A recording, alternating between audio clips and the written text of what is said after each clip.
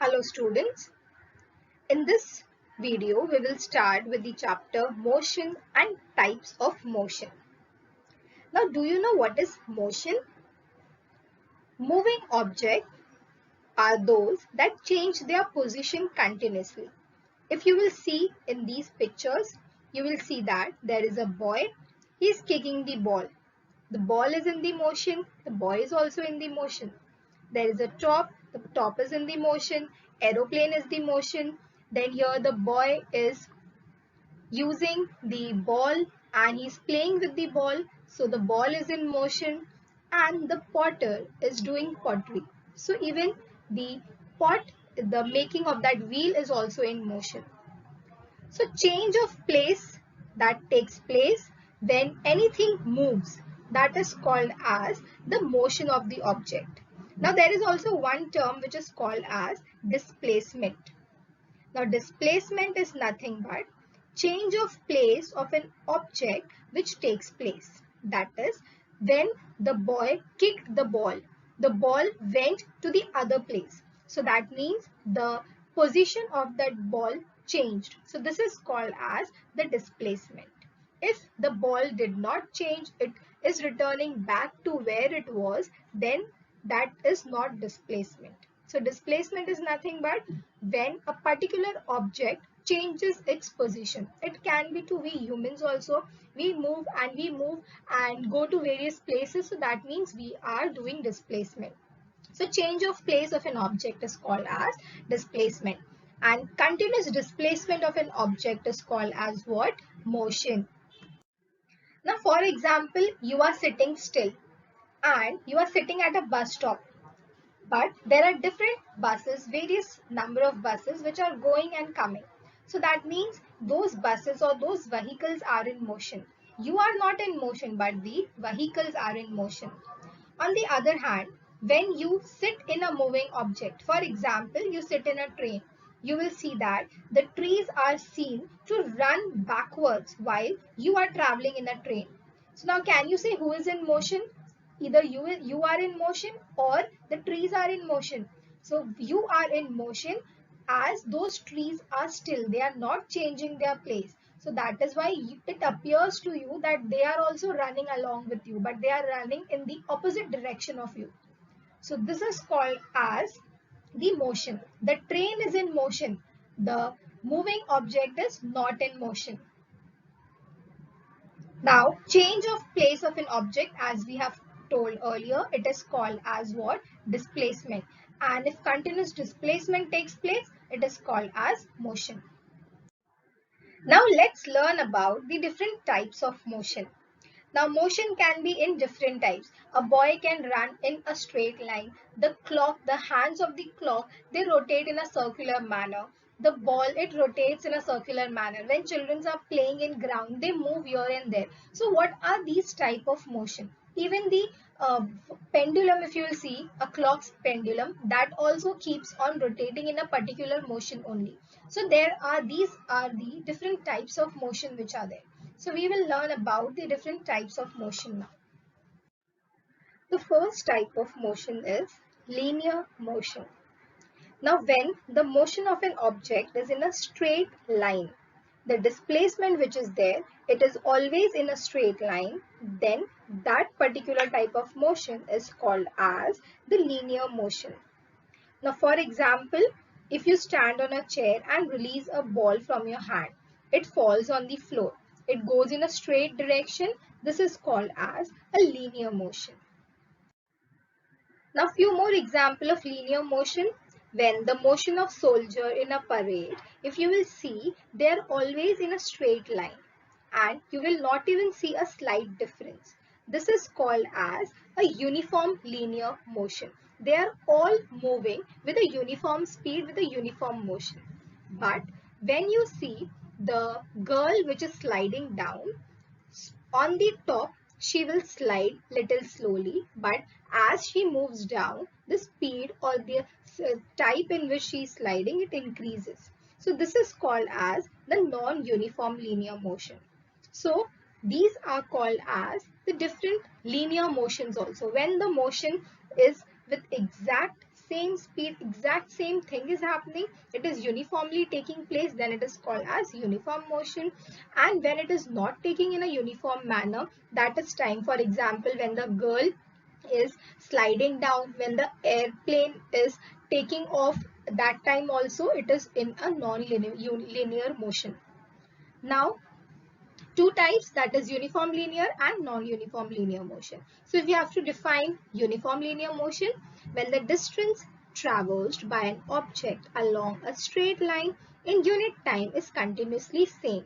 They are taking same time, same speed, everything is same, then it is called as the uniform linear motion. The motion which is there, it is in straight line and everyone is taking same time to complete that motion. So it is called as uniform linear motion. On the other hand, non-uniform linear motion is when the distance traveled by an object is along a straight line, but in the time which is there, it keeps on changing. The in the start the time was different, afterwards the time changes. So these are called as non-uniform linear motion. Another type is non-linear motion. That means they are not moving in a straight line. They are either moving in a random way or they are moving in a circular way. So these are called as non-linear motion. They are not moving in a straight line. Now, for example, a girl which is there on a swing. She is swinging back and forth on a swing. So this is called as the oscillatory motion. That is, it takes about the same time of each swings or oscillation. Same happens with a pendulum also. The pendulum moves back and forth. It moves side and side to side. And the swinging, it always takes place in an oscillatory motion. So this is called as the oscillatory motion. Another type of motion is circular motion. Now when the motion of an object is along a circular path, then that time it is called as a circular motion. For example, if you will look at the hands of the clock, look at them, you will find that they are moving in a circular manner. Same happens with a fan also, a giant wheel also, and a merry-go-round also. They all complete in a circular route.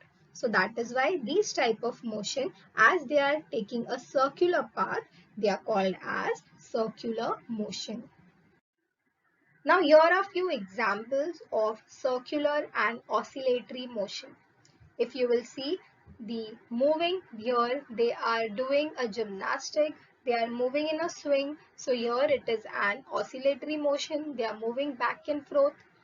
The moving of the pendulum is also an oscillatory motion. Moving of the giant wheel is a circular motion. Merry-go-round is a circular motion. Fan is a circular motion.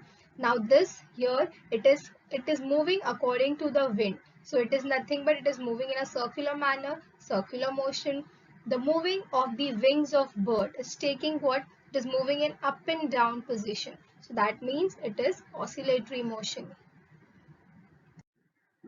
Another type of motion is periodic motion.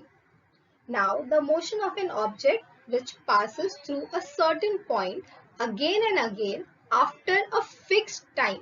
This is called as periodic motion. For example, if you look at the hands of the clock, if you will look at them, you will find that they pass through a certain point again and again, but in a fixed time only. It is there because of that timing. The timing is very important in this. So these type of motion is called as the periodic motion.